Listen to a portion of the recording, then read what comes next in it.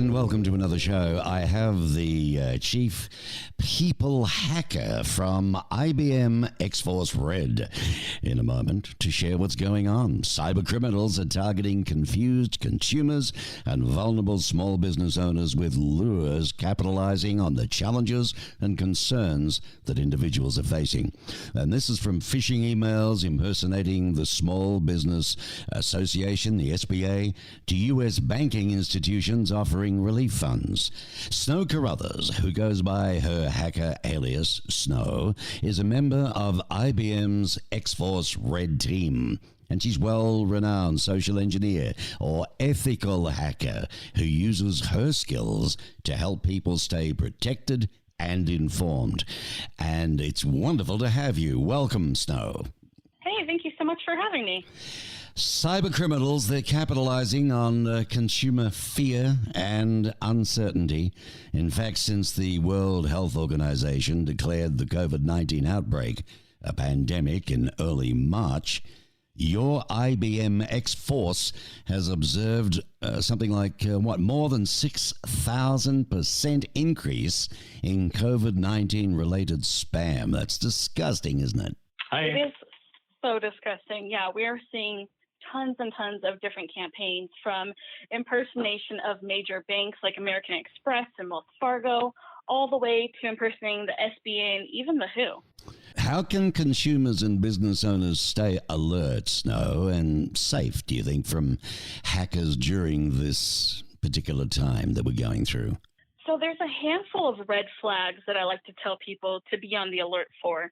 The first one is really pay attention to who is emailing you. It might say it's from American Express, but we've seen lazy attackers use email addresses like support@12345.info. But on the flip side of that, we've also seen some pretty sophisticated attackers impersonate legitimate email addresses like the SBA.org. Attackers can also spoof their phone number, so they could call with their phone number anything they want it to display, whether it's your IT department or your bank. Two other things I like to tell people to look out for. The next one is fraud speak, and that's really where the email looks as if it was written with English as a second language or might have words that don't exactly make sense. And the last one, it's pretty important, is attackers love to use a sense of urgency. So they might use phrases with deadlines such as, "You must complete this within the next 48 hours. When the IBM Security and Morning Consult conducted the 2020 Consumer and Small Business COVID-19 Awareness Study, that was designed to better understand how effective phishing attempts exploited the global health crisis could be. The survey revealed respondents' lack of understanding in regard to the legitimate channels the government institutions use to communicate with constituents, as well as small business owners' uncertainty of the resources made available to them by the government. What are some of the key highlights from the study that you can share with us?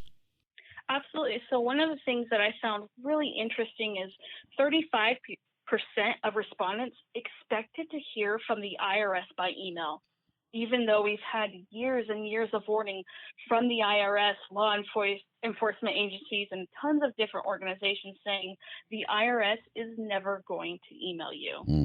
Something else I found interesting is with our survey, we found that 14% of small business owners felt knowledgeable about the process to get the government small relief loan, which leaves a huge percentage of small business owners who don't understand the process. And when we see confusion like that, that's the perfect opportunity for attackers. Yeah, I bet you it is. I think, what was it? Only 14% of small business owners feel knowledgeable. What about stimulus checks and COVID-19 testing? That becomes really like a perfect clickbait too, doesn't it?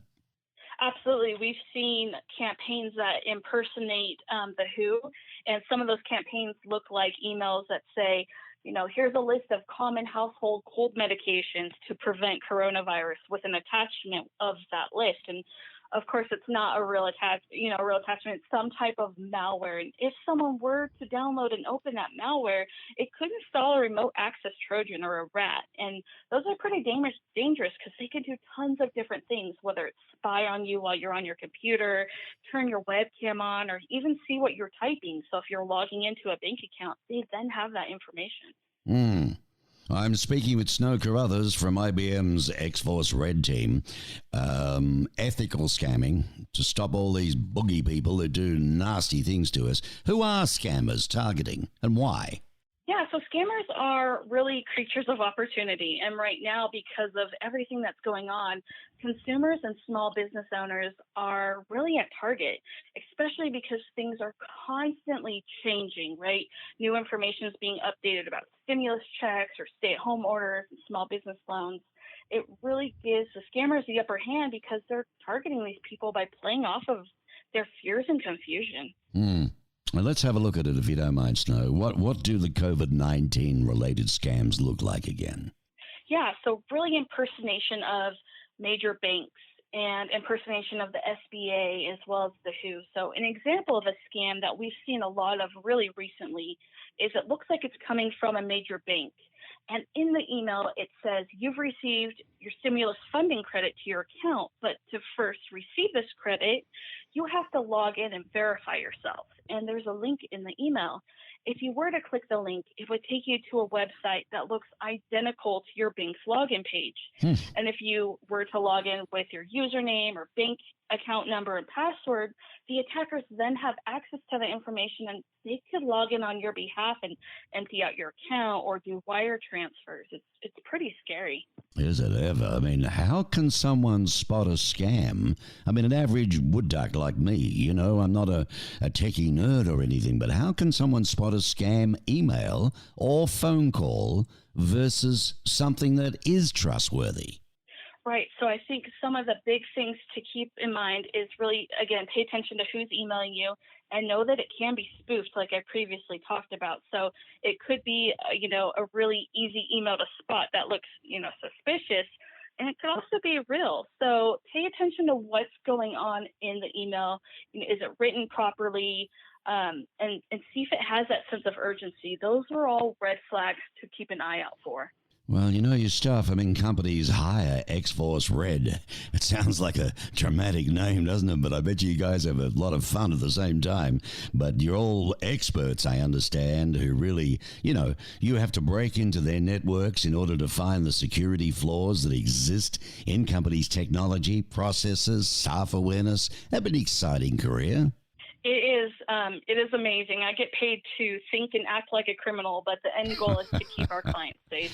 So what else can consumers and small business owners do to protect themselves, do you think?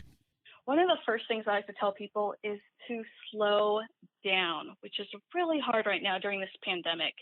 But a lot of times people aren't paying attention, or maybe they're on their phones with a pretty small screen, and it's hard to pay attention to the details. So as you're reading it, slow down, question things. If it looks shady, it probably is. I also like to tell people to go to websites directly. So if you receive an email that's, it might be your bank or the SBA, but don't click on any links or attachments. Just go to their website directly, because more times than not, especially now during this pandemic, these companies are putting out information on their homepage, or at least a link to a FAQ page with all the information that you're looking to find. And then the last thing I like to tell people is make sure you have multi-factor authentication enabled. So this is really an extra layer of security. So when you log into an account like your banking account or social media accounts, email, instead of just entering your username and password, you also have to enter in an additional piece of information. So it's like a code from a text message. So if attackers do have access to your username and password, they can't log in without that extra code. Okay, marvelous. Now, you've told us an awful lot, shared interesting stuff with us. Can my listeners go anywhere to read more or to understand a lot more of this? Do you have a specific site you'd like to mention? Yeah, absolutely. So for any more information, you can go to ibm.com/COVID-19. Fantastic. Well, Chief People Hacker from IBM X-Force Red, Snowy Carruthers, thanks for your time and the wonderful work that you're doing. Keep it up, won't you? Absolutely. Absolutely. Thank you so much. All right, goodbye.